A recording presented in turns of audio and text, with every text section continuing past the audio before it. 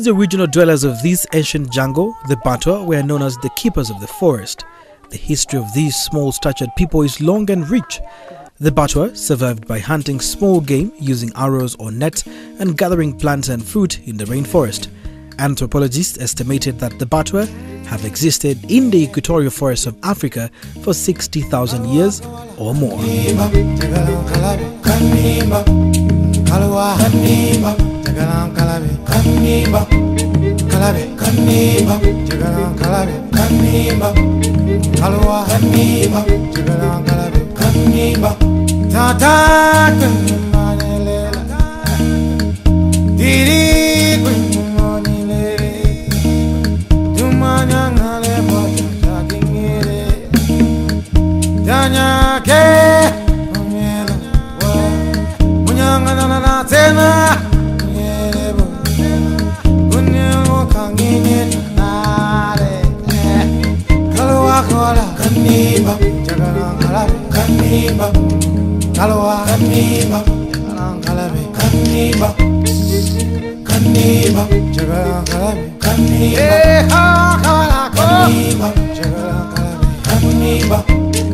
Now we are 428 kilometers out of Kampala town, and we are here in Kabale district, and this is particularly Lake Bunyonyi. What we are doing here is looking back at the history of the Batwa community.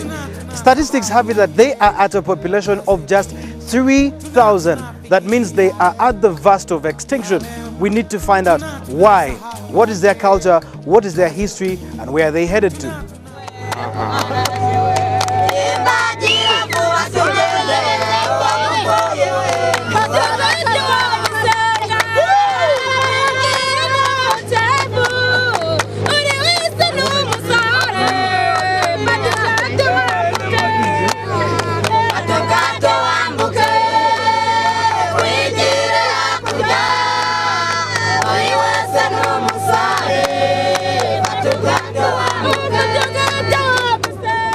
Our journey to the Batwa community has just started, and we have just set off from a landing site at Lake Bunyonyi, and we are going to head deep inside this lake to about 36 kilometers. It actually takes us about 1.5 hours to move from the landing site of this point until the Batwa community. And the Batwa community definitely consists of the pygmies, the short people per se, in this country. Now this lake is the deepest lake in Uganda, and it is the third deepest lake in the world. It is actually 900 meters deep. So it's not something easy you can go by. I must say it's my first time on a wooden boat, and I am just hoping we reach safe. Fishing on this lake is not actually an economic activity. The biggest economic activity here is tourism. And why isn't there fishing? Because this lake is very deep. But as earlier on I had a teaching from my guide, he says that fishing takes place on this lake, and the most common type of fish they have here is what they call crayfish. And crayfish has 10 legs, looks like a scorpion, but it's kind of delicious. So to get 1 kilogram of crayfish, you need to have 100 crayfish. Now, 1 kilogram of crayfish when raw will cost you 10,000 shillings.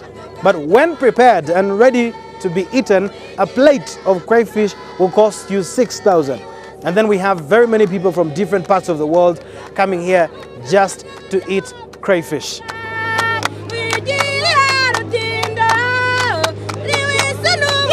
In recent history, the Batwa have become a displaced and largely forgotten ethnic group, and their traditional culture and way of life is threatened with extinction.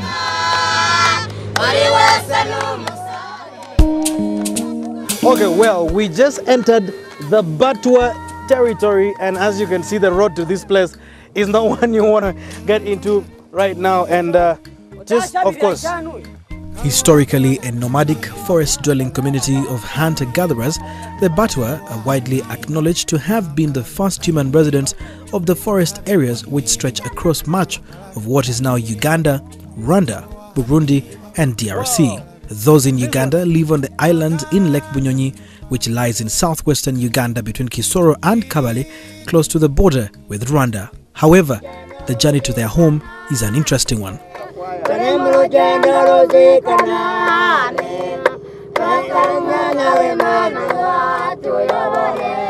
As we sailed through one of the lakes rumored to be free of bilharzia and safe for swimming, we came across the punishment island, which was used as a punishment ground for young Batwa girls who got pregnant before marriage. Right here is the punishment island. Now this is the point at which girls that got pregnant before getting married would be abandoned by their father so that she could die. Now the culture in Ruchiga, just like any other culture, is that for any girl to get married, dowry must be paid for her. So if you got pregnant before getting married, then there would be no dowry for you.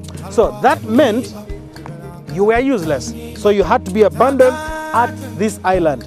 When you look on top of the tree, you realize that there are birds that are called the great comrades. Now those birds used to eat dead bodies of women who died with their children in their wombs 50 years ago. However, if the girl was beautiful, do not forget that there are those men who could not afford to pay dowry to marry a woman. What they had to do was come to this island, get the woman, save her from this island, and take her to their home. The rescued victims were not allowed to go to the shop, church, market, or try any integration with the society. The Batwa territory is only 10 kilometers away from the punishment island. Who's that we are picking? The wife to him. To him, to the chairman. Uraoneza. Well, those are the people we've come to talk to, and very soon we shall, of course, be looking at their lifestyles, how they live, how they sleep, you know, how they dance, how they live as a family. As back in the days, we used to be around, you know, fireplaces and the like. So that story will be coming to you shortly. So we are going to their home. Yeah, we are not going on the market. We are going to the direct at the home. You take pictures, the small houses, yes, where they stay. Yeah, at the community.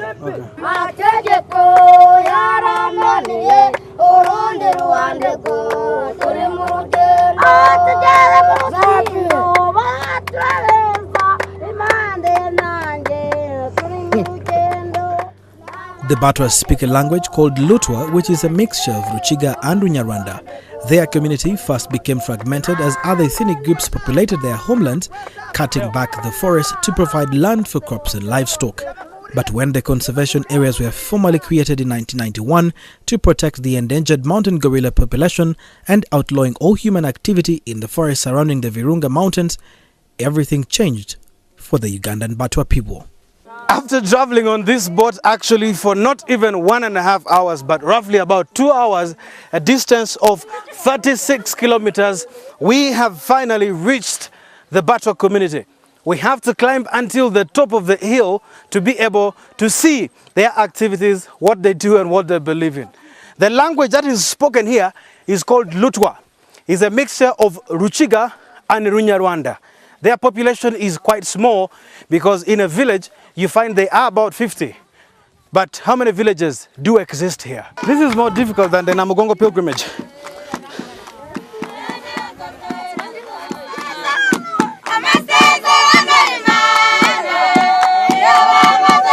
After the long, tiring mountain climbing, we were treated to a warm cultural Batwa dance.